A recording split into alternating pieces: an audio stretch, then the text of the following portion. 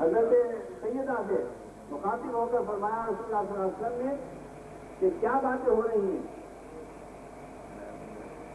مخالف کو تو ذرا سا نقطہ مل جائے اس کے لیے وہی کافی ہوتا ہے. ایک مقام پر میں نے یہ بیان دیا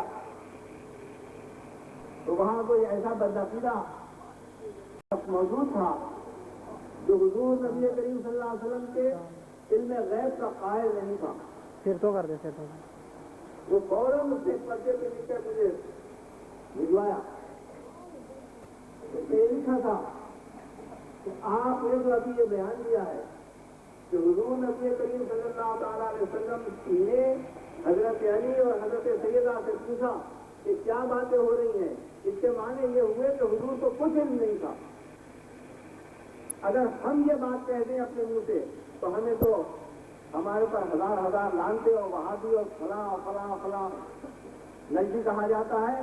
اور آپ نے جو ابھی بیان دیا ہے اس کا یہی سے ثابت ہوا کہ حضور کو علم نہیں تھا. اگر علم ہوتا تو حضور کیوں پوچھتے کہ کیا باتیں ہو رہی ہیں. لیکن اللہ کی رحمت تھی اور میں نے اپنے پیرانے خجرہ سے مدد چاہی اور مجھ پر اللہ تعالیٰ نے میرے دل پر ایک ایسی بات فرما دی کہ میں نے اس کا جواب جب دیا تو اس کے بعد اس کا کوئی جواب نہیں. یعنی 16 پارے میں اللہ تبارک و تعالیٰ سوال کر رہا ہے حضرت موسیٰ علیہ السلام سے فصل کا یمینوں کا یا موسیٰ. میں نے اس کو یہی آیت پڑھ کر جواب دیا کہ اللہ تعالیٰ جب یہ سوال کر رہا ہے کہ اے موسیٰ تمہارے ہاتھ میں کیا ہے, اور ہاتھ میں کوئی چھپی انگوٹھی یا پتھر یا نگینہ تو نہیں تھا بلکہ وہ 70 گز کا عصا تھا آپ کے ہاتھ میں. ایک نابینا بھی اس کو ٹٹول کے یہ بتا دے گا کہ میرے ہاتھ میں جیسے یہ چھوٹا سا ایک گز کا عصا ہے. حضرت موسیٰ علیہ السلام کا عصا تو تھا 70 گز کا. تو اللہ تبارک و تعالیٰ نے سوال کیوں کیا کہ اے موسیٰ تمہارے ہاتھ میں کیا ہے. اس کا یمین کا یا موسیٰ, آپ کے ہاتھ میں کیا ہے. آپ فرماتے ہیں کہ میرے ہاتھ میں تو عصا ہے. آنا یہ عصا.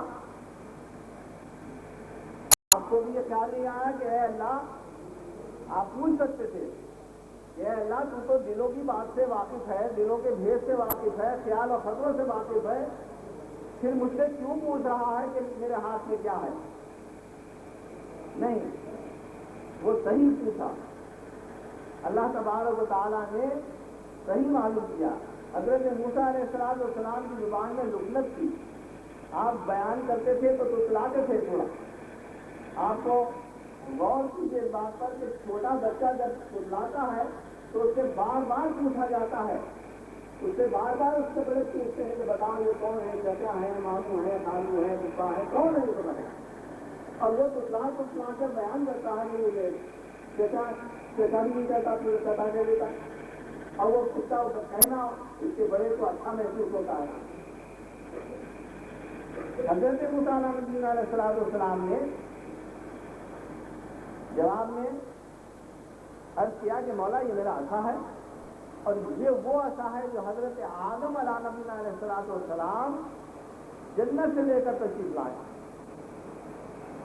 اور یہ وہ عصا ہے کہ جس کو میرے خسر حضرت شعیب علیہ السلام کے ذریعے مجھے پہنچا, اور یہ وہ عصا ہے کہ جس کے ذریعے میں فرعون کو ہدایت کرنے جب جاتا ہوں اور وہ مجھے ستاتا ہے تو میں زمین پہ ڈال دیتا ہوں تو یہ اجدہا بن جاتا ہے. جب مجھے دریا سے گزرنا ہوتا ہے تو میں اس کو دریا میں ڈال دیتا ہوں تو یہ لڑکی بن جاتا ہے.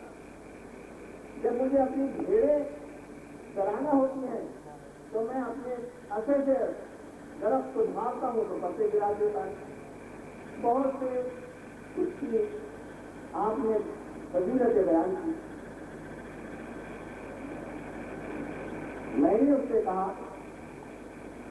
کہ اللہ تبارک و تعالیٰ تو دلوں کے خطروں سے واقف ہے. خیال اور خطرہ جو ہمارے دل میں آتا ہے اس کو پہلے خبر ہو جاتی ہے. یہ تمہارا خدا کیسا تھا کہ جس کو اتنا بڑا لڑکی نظر نہیں آیا, اور وہ پوچھ رہا ہے کہ ہاتھ میں کیا ہے.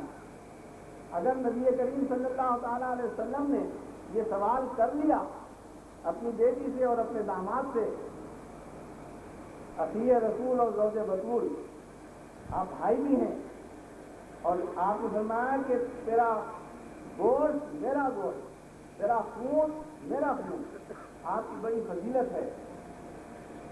آپ نے اگر یہ سوال کر لیا کہ کیا باتیں ہو رہی ہیں، کہ اس سے یہ ثابت نہیں ہوتا کہ حضور کوئی غیر نہیں ہے، اس لیے کہ جب قرآن کی آیت موجود ہے کہ اللہ تعالیٰ نے جب سوال کیا تو ہم یہ کیسے کہہ سکتے ہیں کہ اللہ تعالیٰ کو علم نہیں ہے؟ حضور کو علم تھا اور اللہ کو علم۔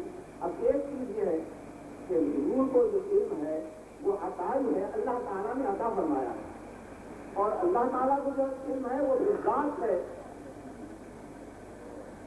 جیسے اس کی ذات ہمیشہ سے ہمیشہ ہے اور ہمیشہ ہمیشہ رہے گی، اسی طرح سے آپ اللہ کا علم بھی ہمیشہ سے ہے اور ہمیشہ رہے گا۔ میں نے اس جواب میں کہا کہ ایک بچہ امتحان جب دیتا ہے تو استاد کے سامنے کھڑے ہو کر، اور استاد اس سے سوال کرتا ہے تو بچے سے بیٹا بتاؤ 5 اور 5 کتنے ہوئے، تو اس نادان بچے کا یہ قول ہو سکتا ہے کہے کہ استاد جب تم کو کوئی نہیں بات میں 5 اور 5 کہے ہوتے ہیں تو پھر مجھ سے سوال کیوں کرتے ہیں؟